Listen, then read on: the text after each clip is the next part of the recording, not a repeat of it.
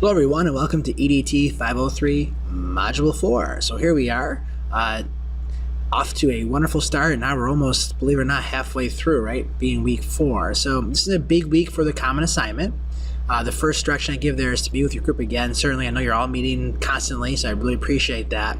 There is no formal assignment due for week 4, for this one, or week 5, but almost everything is due during week 6. So the next couple of weeks is really, really important. So please keep on working. I know this is a challenging task to work online, but I hope this will offer some great experiences so that you can model how to do this with your own students. Some of the pitfalls, some of the problems you experienced, because I'm sure you are experiencing problems. That's part of the process, but certainly how you overcome those and create solutions for those problems.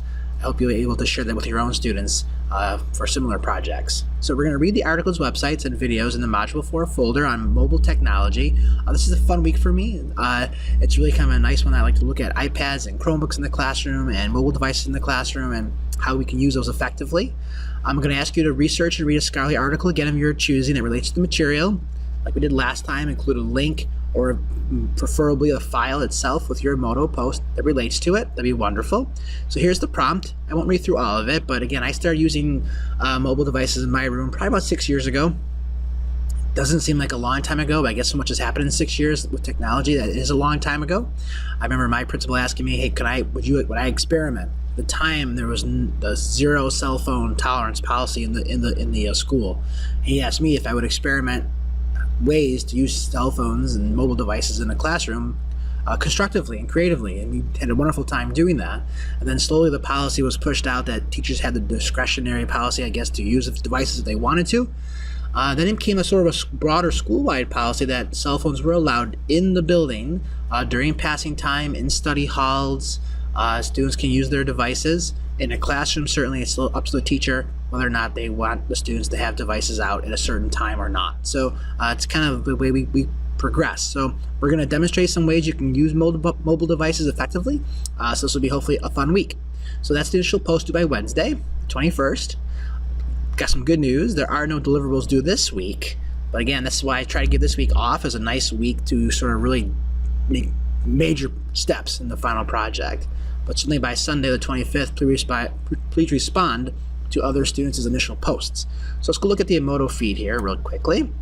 There's my hello post, and just a drop for the Module 4 post. Okay, so let's look at the folders. I'll go through this carefully. Again, I want to make sure you understand what I'm doing here. I know the folders, the organization isn't the best. That's not my fault. I do apologize. But let me go down here a little bit. There's a great little article about reasons to use Chromebooks in the classroom, how they're shifting education, how they're really now surpassing iPads as the #1 device used in education. Tips for using iPads in the classroom, which is still really good. The question you should ask if you're going to incorporate iPads in the classroom. Then I made some updated videos on how to use Quizlet, Socrative, and Pull Everywhere. I just made these videos, but I think Quizlet's now changed again. They've added another game to Quizlet that's really kind of fun, and it's not in my initial video, so sorry about that. They're always updating and changing. This is an older webcast I made about cell phones in the classroom, but still I think important because I outlined some steps of how to using phones in the classroom, the guidelines, procedures to sort of consider. Some great sites about using Chromebooks, iPads or Chromebooks. This is kind of some neat articles. Now, this is a nice one. It's a little bit older, but then the ideas behind it are still strong here, especially the less than a class set. So have some fun looking at those particular pieces. I think they'll still make some really good sense for you as you go through the aspects this week. So that's kind of what we're going after this week. So it's pretty straightforward, even though the deliverable is no deliverable this week. But I did mention on the action sheet, it'd be really looking to see how you'll incorporate these tools that we're going to model this week in your common assignment. So again, we just did a lot on screencasting and podcasting. We're going to look for some of those elements in your common assignment. Now this week on these activities on using mobile devices in the classroom, we're going to look for some other ones as well that you can also use in your common assignment. Okay, so great. Hope you have a wonderful week, and let me know if you have any questions as always. Take care. Bye-bye.